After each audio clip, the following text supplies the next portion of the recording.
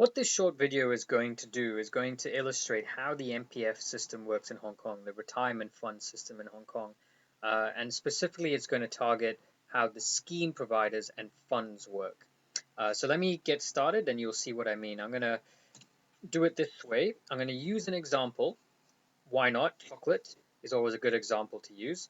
Imagine there's a chocolate factory. They are the employers, as you can see here, and it's a chocolate factory, and they have employees. One of their employees will probably be Cookie Monster.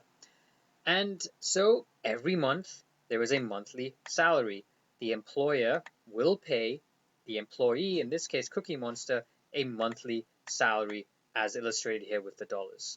That's the background. Now what will happen every month is that in addition to the monthly salary, the employer will reward the employee with monthly MPF contributions. This is a small amount of money. It's about, don't worry too much about how much it is at this stage. This PowerPoint is not about the calculations and the maths, it's more about the system. So they will pay them a monthly contribution, and then the employee also will make their own monthly MPF contributions from the salary that they had received every month. So in other words, there are two sets of MPF contributions being made each month. One comes from the employer and one comes from the employee out of their salary. So at the top here, you have both the employer contributions and the employee contributions, two sets of money that need to be invested into the MPF system. And the way it works is that the employer will decide the MPF scheme provider. The MPF scheme provider, they are the people that are going to manage this retirement money. They're the people that are going to hopefully protect it and grow it and invest it. And so the employer must decide which MPF scheme provider to use. Now in Hong Kong, there are many scheme providers: HSBC, Hang Seng Bank, Standard Chartered, Invesco, and many more. I think there's something like 20 to 25 or maybe more scheme providers in Hong Kong. And each scheme provider will hire professional managers to invest all the MPF contributions being deposited by Hong Kong employees. So you can think all the Hong Kong employees, there are employer contributions for each of them, there are their own employee contributions, and each individual employer in Hong Kong has the autonomy to choose which scheme provider to use. Now in our example, let's assume that our chocolate factory chooses Standard Chartered. What that means is that both the employer contributions and the employee contributions will both be deposited into Standard Chartered each month.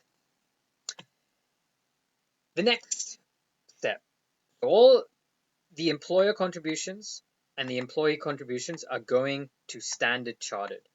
The employee now gets to decide the specific MPF fund. Now, Standard Chartered will have many funds, and I've listed a few here on the slide. For instance, there might be the Global Stock Fund, or European Bond Fund, Balanced Stock and Bond Fund, Asian Stocks Fund, Global Bond Fund, Conservative Bank Deposit Fund, and many, many more. There'll be many, many different types of funds. In fact, each scheme provider, going back here, each of these scheme providers will have multiple funds. And it is the employee's right to decide which funds to deposit their money into. Each employee in Hong Kong can choose their own funds to deposit their money into. So let's imagine in our example, the Cookie Monster may choose to deposit 30% into the European Bond Fund and 70% into the Asian Stocks Fund. That is the employee's choice. It could be 100%, 0%, it could be 50-50, it could be 90-10. They could choose however they want to deposit their money. And the Cookie Monster can change the funds receiving the contributions whenever they want. They could switch to a balanced stock fund. They could stick to a global fund. That is the employee's right. The last thing I want to share with you is about the employee choice arrangement.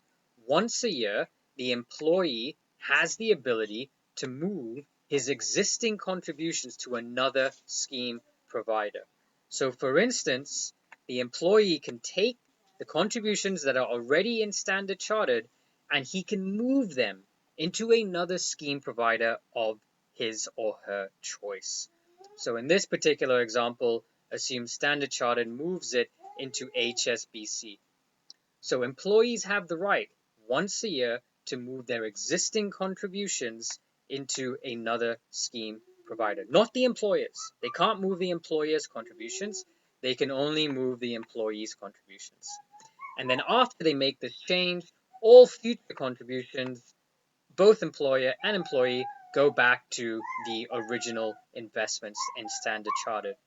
And then 1 year finishes, and then they are able to go back and move their funds again after 1 year. So only once a year, under the employee choice arrangement, an employee is able to move their funds into another fund.